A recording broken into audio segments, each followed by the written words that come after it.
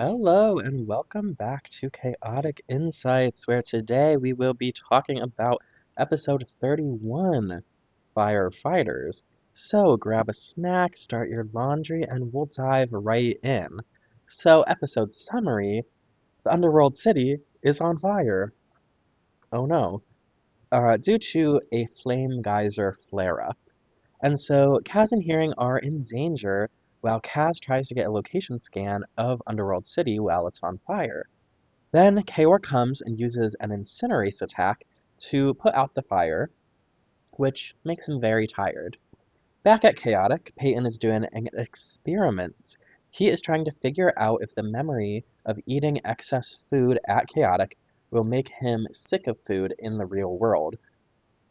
Kaz then goes to prepare for his match against a player called Hotshot.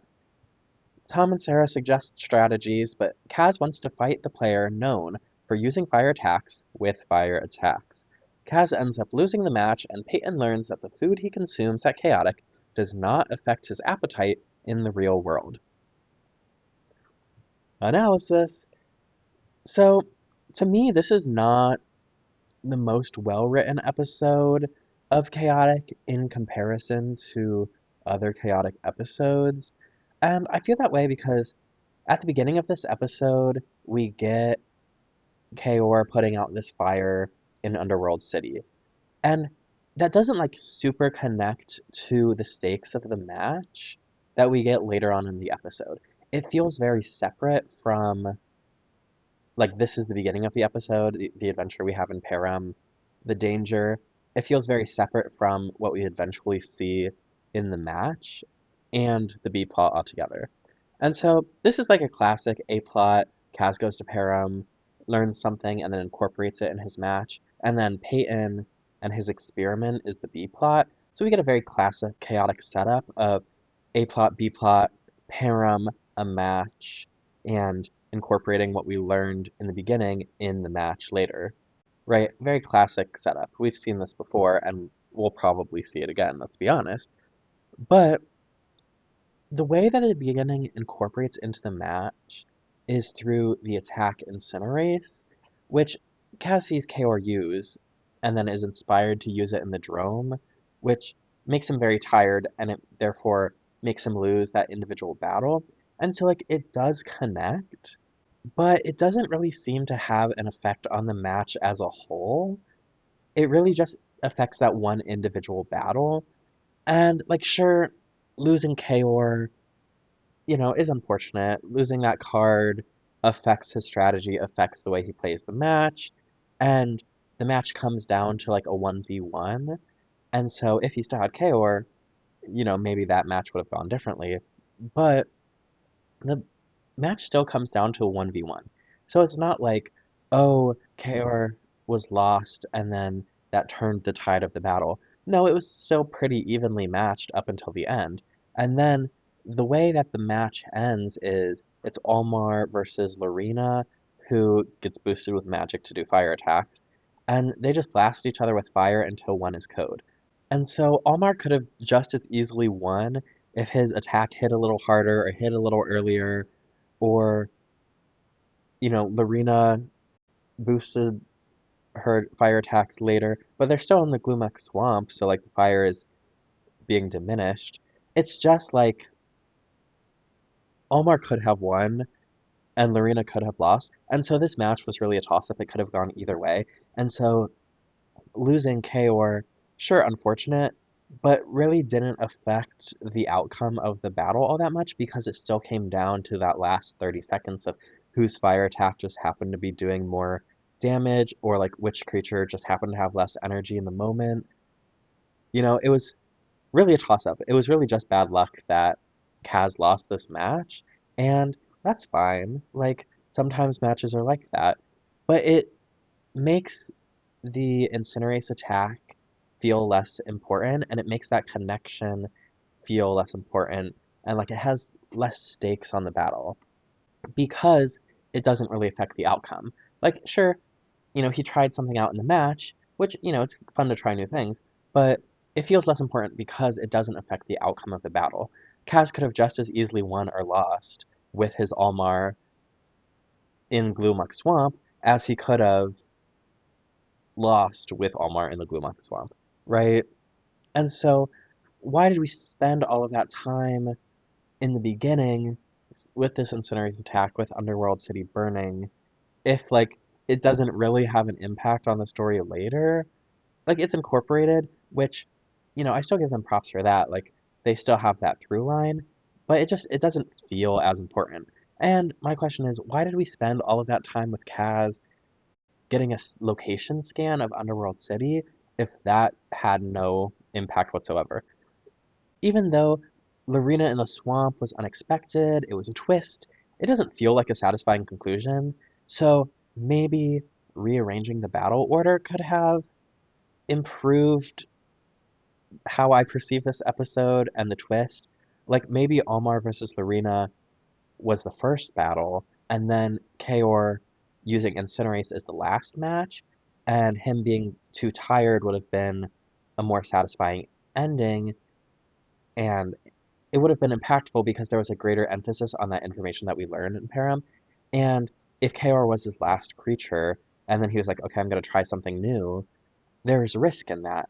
And the risk with the stakes of losing the whole match versus him trying something new in an earlier match, he still has, like, the stakes are lower because he can still come back from that.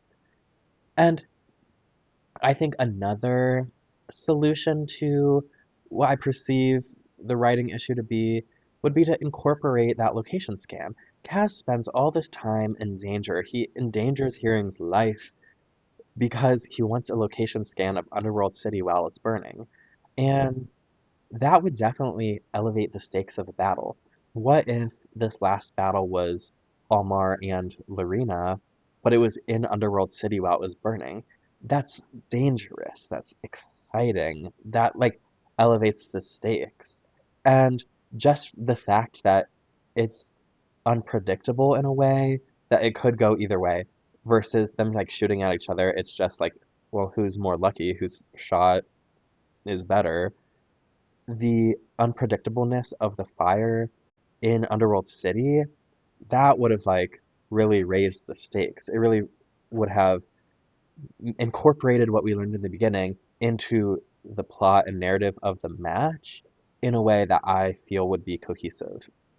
Because, like, sure, Cass sees this Incinerus attack, but he doesn't like spend time with it. He just sees it and he takes that mental note. But we really spend time with him running in this fire and feeling the danger and like spending time. That location scan took time of him putting himself in danger to get. And then it just like doesn't matter at all. So that's interesting. But I will say this beginning part I do like because we get to see Kaor being more than just a figurehead and like a warrior. We're getting a more rounded depiction of who Kaor is, and that's as a hero. Kaor putting out this fire makes him a hero. He's putting himself, like, he's putting the people's needs above his own needs. He's prioritizing their safety. And so it makes Kaor a man of the people. And this episode introduction of seeing Kaor be this hero and save his city gives us an understanding as to why he's potentially a good leader of the underworld and why maybe we support him in that position. Because he's a leader and he prioritizes the needs of his people. And he's a firefighter. he's he fought that fire. Like he's useful in more than one way. He's the fiercest warrior. He's there to protect his city, but he's also there to protect his city against people who aren't warriors, against these abstract ideas of danger and fire. What? I don't know.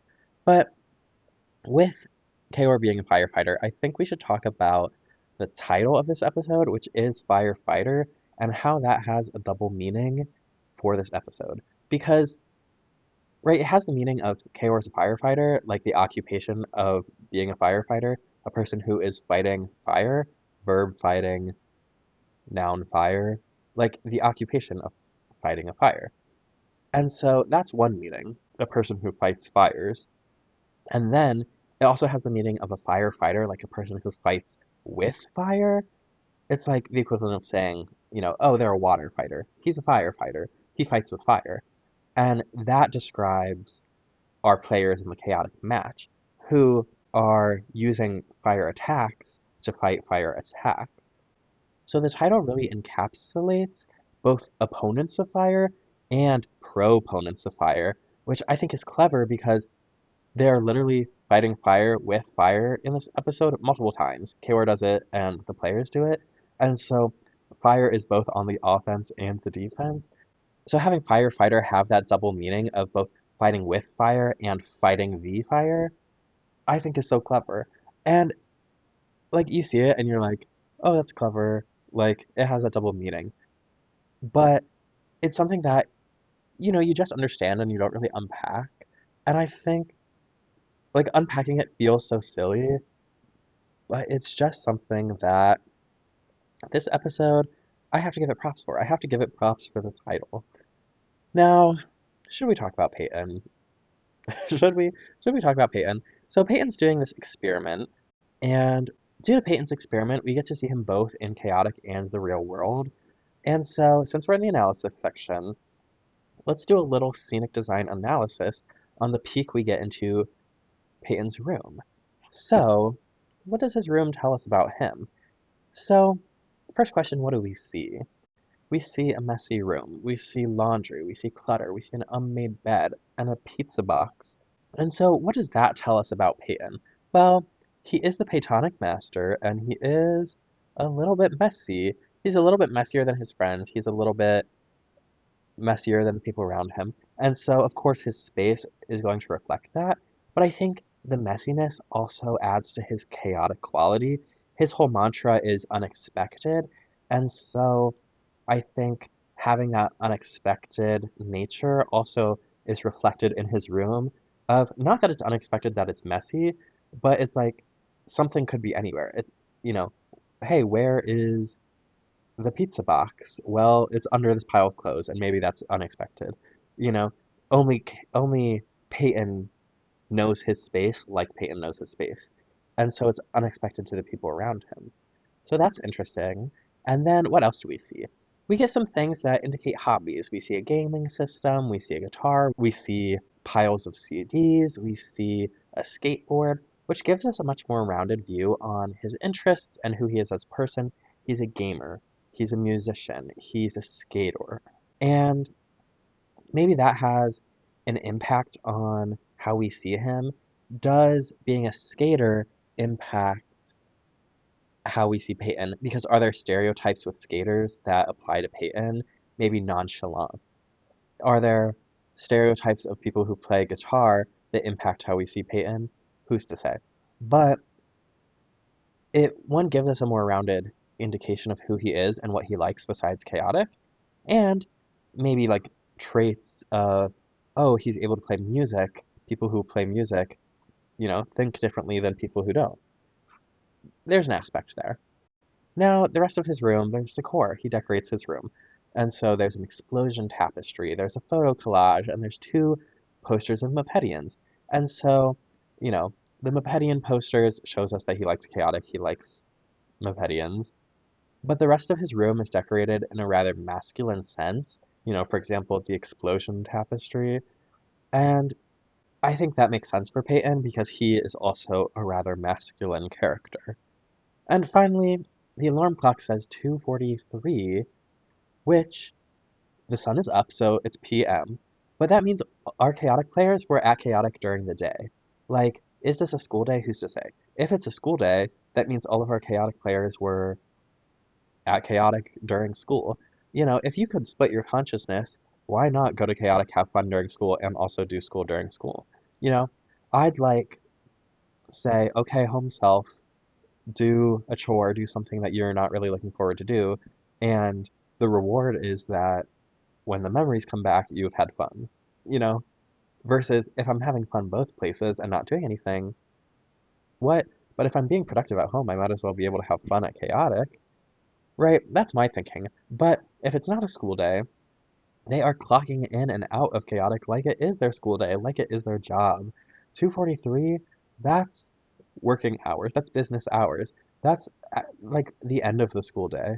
And so for a high schooler, 2:43, he has his whole day ahead of him. And so he just spent his full workday, school day at Chaotic eating a literal buffet, and then he came home and he has a whole day ahead of him. He has his whole life to fill in these hours.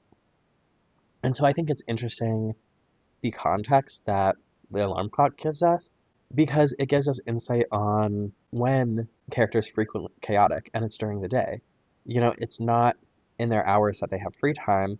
Today, specifically, they all went to chaotic during their working hours. And so that's what I have to say about that. Let's move on to lore. And while we're talking about Peyton, should we talk about his experiment? I think we will. And I like this plotline in terms of I think it's interesting and I think it's funny that the writers of Chaotic are poking holes at their own world building in their story, right? They beg the question of they're posing this experiment themselves and answering it, but they've created the situation in which you have a body on Earth simultaneous to your body at Chaotic. And so, of course, that raises questions into how does that impact? And we know the physical doesn't impact, if you get a haircut at Chaotic, it's not going to impact your real world self. And so I think asking these more abstract questions is really interesting. And it's funny that this isn't like a headcanon or a fan debate. This is actual content of actual writers of the show poking holes into the world building and answering these questions for themselves. And so I think that's funny and interesting. Peyton explains the haircut thing. So we do get like solid evidence that the physical does not impact your home self. But I think these more abstract things, like because your appetite also isn't affected, I think maybe that we can, as a natural progression, expect other things to not be affected. Maybe exhaustion. If you have a really tiresome day at chaotic, maybe you port back, and if your home self has energy, maybe you'll still have energy. Maybe if you get really pumped up at chaotic and you're full of energy, but your home self is tired, you'll be tired at home. You know, Maybe these more abstract qualities are also applicable to your real life self. Now, I do think we have to talk about the experiment itself and it being Peyton, who is, our bigger character on the show. There are some moments that feel a little fat phobic from the storyline. And because it explores appetite and because it is with Peyton, there are just some moments. For example, when Tom gives his 2 cents that Peyton should just lay off junk food and do some exercise, that came out of nowhere. You know what I mean? Tom, why are you bringing, like, who was talking about that even a little bit? And so that feels like out of hand. And I think the motivation behind the experiment is important because is Peyton doing this experiment because he's kooky, because he's curious, because he does things that are unexpected? And he's just doing experiments. He wants to figure things out. Is something that has an impact? Or is he doing it because he's trying to achieve some kind of fantastical form of disordered eating? Those are two very different motivations. And so I think if we're coming at this from the perspective of Peyton is doing this for fun because he's curious, because it's interesting, and like he mentions he has a bit of an appetite issue, but that can be interpreted in different ways. Does he have an appetite issue because, he's a growing boy and, you know, when your body is growing, you need more energy. And so we've all grown before and we've all had these moments where we're just so hungry. And so is this a moment where, he's a growing boy, let the man eat, or is this an instance of like, fantastical form of disordered eating? He's trying to get the satisfaction of eating without the calories.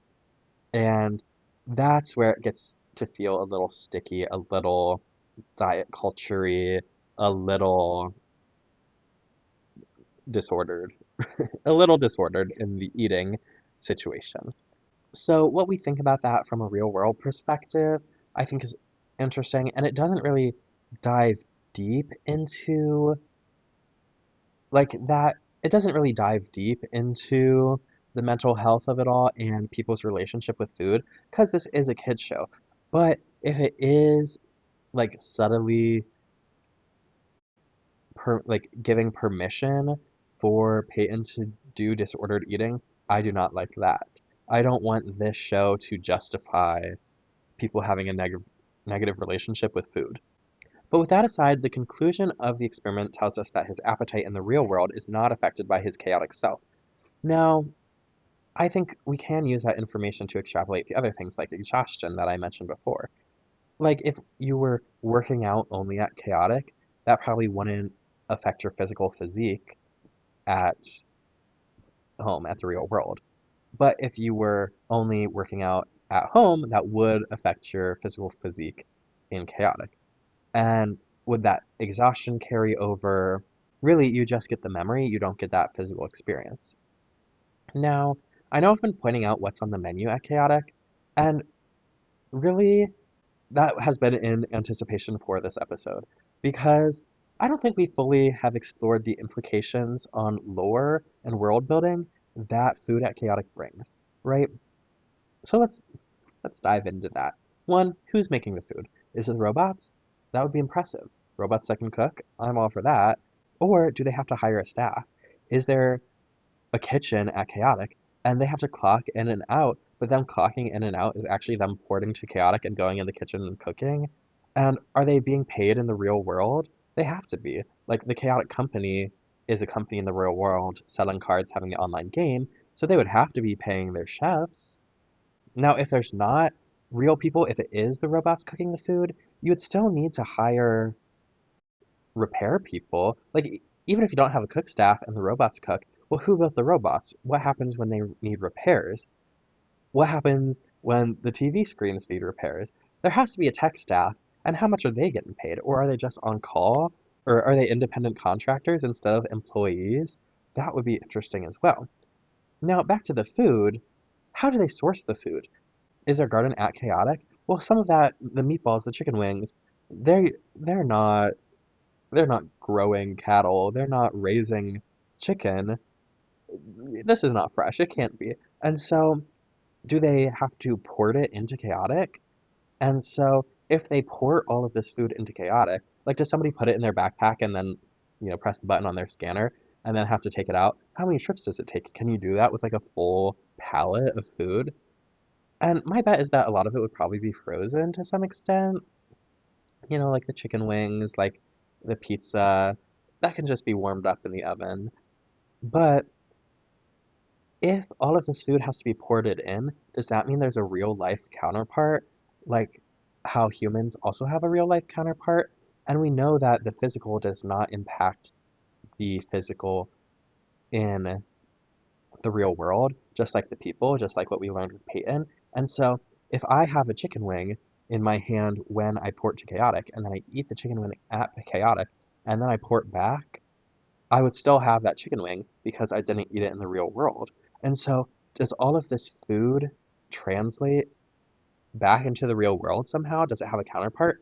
And with that, can they do it multiple times? Like if you port with a pizza into Chaotic and then serve it to somebody, they eat it, port back, and then that pizza, the frozen pizza still there, can you port back with it and then serve it to somebody else? That, I don't know, the implications of this are kind of crazy. And they are just like one, who are the employees at Chaotic? And are they clocking in, clocking out? And how do they get these food? The people need to know, and I think this is important for our experience. But those are my questions. And more on the menu later, but the other lore that we get in this episode is a special ability for Heptad and that he can use music from all four tribes. I think that's important, especially Heptad feels like an important creature. Hept means seven. Seven is the motif of chaotic, and he can use music from all four tribes. And, music has seven sides. There are seven letters in chaotic. Chaotic is an anagram for the Gothica, which has the first letter of all of the Codemaster names, like it all just comes together. But with that, fun facts and other notes. The format of this episode isn't based on a card type. Like sometimes they're like, having the right location is really important, or like music really affects your game, or creatures and their special abilities. But this episode is really based on an elemental type, which is fire. And so I think it's interesting that there are lots of things to base your episode around, and they're just choosing, they're going through it. They're going through the options. Characters, creatures, special abilities, locational effects, battle gear, and now they're like, it's time to do the elements. And with firefighters, we're diving into fire. Now, it's time to talk about the menu. What's on the menu? So, this is the first time that we get themed meals, and I know they've had food up before this, but this episode really incorporates theming for the first time, and I think that's important, and I think who is naming this food? Circling back to the staff, where is the marketing manager and why are they labeling the burritos as Bareth Beyond? You know, like we could just have a burrito, but no. They said, let's make this experience unique and special, and let's have brand synergy. And you know what this burrito is? It's Bareth Beyond burrito. I'll have one Bareth Beyond burrito, please. And so I think that's interesting. And so what we get is we have Param pizzas, Bluegon burgers, Shimark shakes, Fracto fries, onion rings of Narin, Bareth Beyond burritos, Tangath tamale, probably a Tangath Toborn tamale, and then Mopedian meatballs and Toxic Gust taco. And so those are the themes that we get. And so we get Param is just the world at large. We get characters, Bluegon, Shimark, Frafto, Bareth Beyond, Tangath Toborn. We get the tribe, we get Mopedian, we get attacks, we get Toxic Gust, we have battle gear, onion rings of Naran, like the ring of Naran, right? It really is synergy. They're using every type of card that they can. Now, is there a music one? Not necessarily, but I'm sure there has to be. Because does Peyton order the whole menu in that one sitting? No, he doesn't. Because we also see things with our eyes that he doesn't name. We get ice cream, we see donuts, we see bones that are assumed to be chicken wings, we get hot dogs. And so there has to be other things on this menu. And then across past episodes, like, we've seen pizzas with different toppings, we've seen just a normal sandwich, we see milkshakes all the time, and like soda and pop in cups. So there's definitely other things on the menu, but this is the most cohesive, or this is the most collective list that we've seen so far. And isn't that delightful? If you were to go to Chaotic, what would you order? So what are my final thoughts on this episode? My final thoughts are, this isn't necessarily my favorite episode. However, I do like the playfulness and the world building of the experiment. I like that they're poking holes in the world building and they're answering things that you maybe wonder as an audience member. And, they're giving answers to maybe a debate that could have happened. And I like to see Kaor in the way that they present him today more than just a figurehead. He's a leader, he's a hero. There's a reason why he is the leader of the underworld, and it's because he's useful. He can put out that fire. And those are the big things about this episode that I like is the playfulness of the experiment and how they show Kaor and the danger of Underworld City. I forgot to mention that Underworld City was built on top of a flame geyser, and that feels important to lore because not only are they underground, but they're real close to the lava, so of course it's warm and hot down there. And this happens maybe more often than you think, and so they have to be prepared for it. And Kaor is prepared. He's come up with the solution that helps everybody. So good for him. Now back to my final thoughts. When I was rewatching this episode to take notes, they showed Hotshot for the first time, and I was like, who is that? Because I didn't recognize him, I didn't remember him. And I think that really demonstrates how I feel about this episode is it's forgettable. The match is forgettable, Hotshot is forgettable, but the things that I remember from this episode are the food experiment. I remember the beginning where Kaor puts out the fire. And so I think that's really a distinct delineation of the opening is rememberable and the B plot is memorable, but if the A plot itself isn't memorable, then like what are we doing? I wouldn't have been able to tell you that this underworld city burning is the same episode as Peyton's food experiment. I wouldn't have been able to match that up in my head because they don't really correlate with each other. They're separate, and I think that's fine. But having the hotshot match goes with this underworld burning, I also don't correlate that, even though that is one storyline. And so I think it goes to show why I don't think this episode has the best writing is because that through line isn't strong enough from the beginning to the end, and that makes me forget it. You know, who is Hotshot? I couldn't tell you. But now I can because I just watched this episode. That's really what I think. I think this episode has good bones, but the execution is kind of a miss for me. Those are my thoughts. Good bones, kind of poor execution in comparison to other chaotic episodes. With that being said, thank you for watching, and I'll see you next time. Bye!